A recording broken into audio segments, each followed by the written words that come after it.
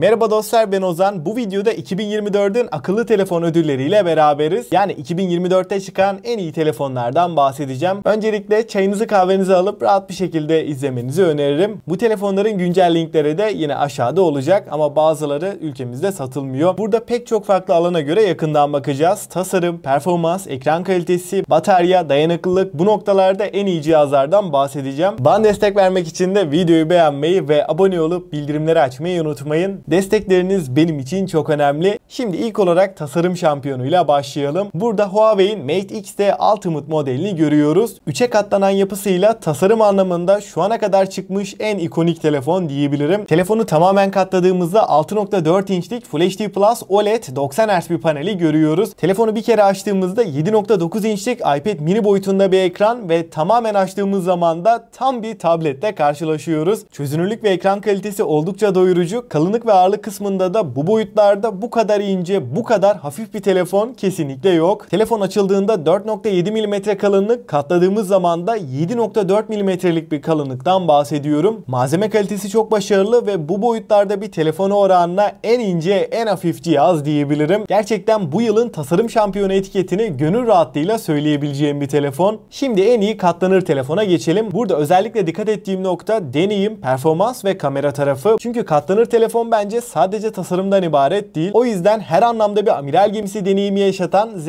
Fold 6'yı görüyoruz. Tasarımsal açıdan Z Fold 6'ya baktığımda oldukça şık ve premium bir telefonla beraberiz. Açıkçası katlanabilir cihazlar içinde hissiyat olarak en kaliteli kasa Z Fold 6'da diyebilirim. Çünkü burada Armor Alüminyum bir kasayla karşılaşıyoruz. Elinize aldığınızda gerçekten bir amiral gemisi olduğunu kesinlikle hissettiriyor. Ekranı açtığımızda 7.6 inç dinamik AMOLED 2X panel QHD Plus yani 2K'nın üstünde bir çözünürlüğe sahip. Bu ekran adaptif bir yenileme ile de birlikte geliyor. Yani kullanıma göre 1 Hz ile 120 Hz arasında tazeleme hızını ayarlıyor. Ek olarak 2600 nit maksimum parlaklığa sahip. Bu kadar ışığın altında bile %70-80 parlaklıkla çok rahat bir şekilde ekranı görebiliyoruz ve ekranlar arasındaki geçişler de gayet hızlı. Donanım kısmında Snapdragon 8 Gen 3'ü görüyoruz. 12 GB RAM ve 512 GB'lık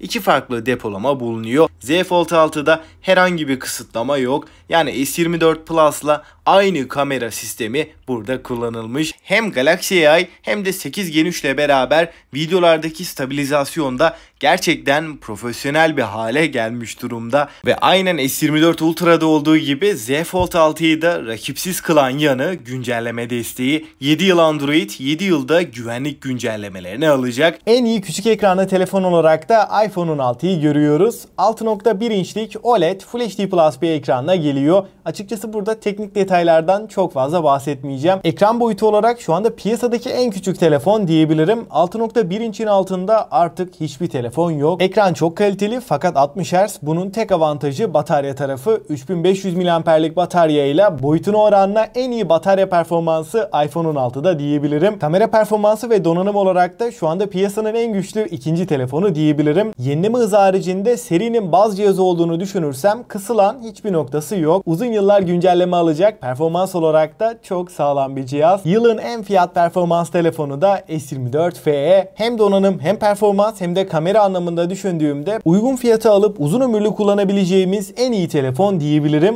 Baktığım zaman sunduğu özelliklerle gerçekten şu anki piyasada en sağlam cihazların başında geliyor. Tasarımsal açıdan S24 FE'ye baktığımda ilk dikkat çeken nokta daha büyük ve daha ince bir telefonla karşılaşıyoruz. 6.7 inç dinamik AMOLED 2X panel, Full HD Plus çözünürlük ve 120 Hz tazelemeyi görüyoruz. Exynos 2400'ün E versiyonunu görüyoruz. Bu işlemci Snapdragon 8 Gen 2 ile başa baş diyebilirim. PUBG'de düşük ayarlar 90 FPS, en yüksek ayarlarda 60 FPS'i rahatlıkla alabiliyoruz. Ana kameramız 50 megapiksel f1.8 OIS desteğine sahip. İkinci kamera 12 megapiksel f2.2 ultra geniş. Üçüncü kamera olarak da 8 megapiksellik f2.4 3x optik zoom yapabilen telefoto kamerasına yer verilmiş. Ön tarafta da 10 megapiksellik 4K 60 FPS çekebilen bir kameramız var. Arka kamerayla da 8K 30 ve 4K 60 FPS OIS destekli videolar çekebiliyoruz. 4700 mAh batarya ve 25 Watt hızlı şarjla beraber geliyor. Ve yılın en iyi kameralı telefonu da sadece fotoğraf olarak değil, video anlamında da iki tarafta en dengeli, en iyi cihazı düşündüğümde iPhone 16 Pro Max'i görüyoruz. Ana kameramız 48 megapiksel, sensör Shift OIS desteğine sahip ve burada donanımın tamamen değiştiğini söyleyeyim. İkinci kamera olarak da 12 megapiksel f2.8 5x optik 25x dijital zoom yapabilen telefoto kamerayı görüyoruz.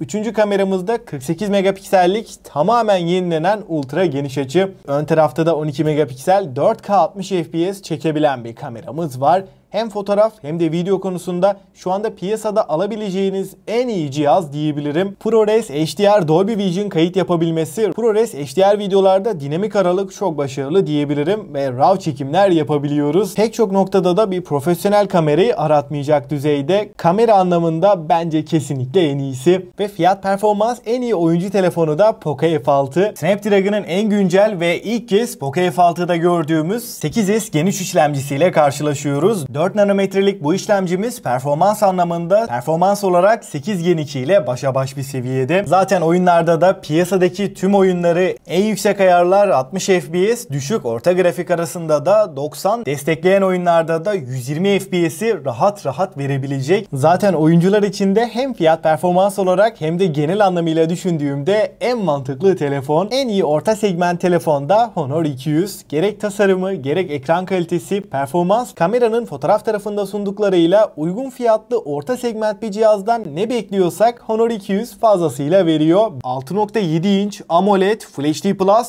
6.7 inç AMOLED Full HD Plus çözünürlük 435 ppi piksel yoğunluğuna sahip. 120 Hz tazeleme, DCI-P3 renk uzayı ve HDR desteğiyle birlikte geliyor. Donanımda Snapdragon 7 Gen 3'ü görürken 12 GB RAM ve 512 GB depolama ile birlikte geliyor. Ana kameramız 50 megapiksel f1.9 ve OIS desteğiyle birlikte geliyor. İkinci kamera 12 megapiksel ultra geniş. Üçüncü kamerada 50 megapiksellik telefoto kamerası. Ön tarafta da yine 50 megapiksellik bir kameraya yer verilmiş. Video kısmında 4K 30 FPS OIS ile beraber güzel videolar çekebiliyoruz. 5200 mAh batarya ve 100 Watt hızlı şarj desteğine sahip. Stereo hoparlörler var ve Dolby Atmos desteğine sahip. Android 14 ve MagicOS 8.0 ile gelirken maalesef suya ve tuza karşı herhangi bir dayanıklılığı yok. Bu yılın performans şampiyonu da geçen yıl olduğu gibi yine değişmedi. Yani iPhone 16 Pro ve Pro Max'i görüyoruz. İki cihaz da birebir aynı donanıma sahip. A18 Pro ve 8 GB RAM ile birlikte geliyor ve burada sadece Yonga seti işlemci olarak değil, yazılımla donanımın uyumu da bir o kadar önemli. Bu noktada düşündüğümde sınıfının en iyisi diyebilirim. Arayüz akıcılığı, uygulama geçişleri, oyun performansı her anlamda en üst seviyede. Yılın en iyi bataryalı telefonu da Note 14 Pro Plus. 6200 mAh gibi çok sağlam bir batarya ile geliyor ve 90 Watt hızlı şarj desteğimiz var. Ayrıyeten kutu içeriğinden bu adaptör de çıkacak. 6200 mAh'lik batarya ve 7S Gen 3 ile beraber 2 günü rahat rahat çıkartacak bir telefon. Ortalama ekran süresi olarak da 12-13 saatleri rahatlıkla görebileceğiz. Ve burada kullanılan işlemci çok güçlü değil ancak çok verimli. Bu noktada batarya performansı anlamında yılın en iyi telefonu diyebilirim. Yılın en iyi ekranlı telefonu da S24 Ultra. 6.8 inç dinamik AMOLED QHD Plus 505 ppi piksel yoğunluğuna sahip. 120 Hz tazeleme bu ekranda var.